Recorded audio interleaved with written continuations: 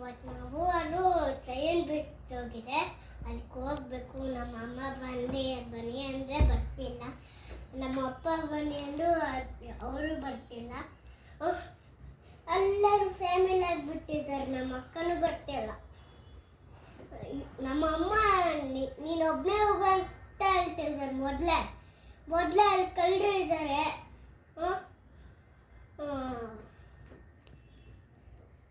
ಡೋಟ್ ಮುಕ್ಕಲ್ಲಿ ಒಂದ್ಸಲ ಮಕ್ಕಳು ಇಲ್ಲಿ ಚೇಲ್ಡವನು ಬಂದು ಎತ್ಕೊಂಡು ಹೋಗಿದ್ದ. ಆಮೇಲೆ ವಿಜಯನಗರ ಡ್ಯಾಮು ಹೊರಟೋಗಿತ್ತು. ಆಮೇಲೆ ಅದು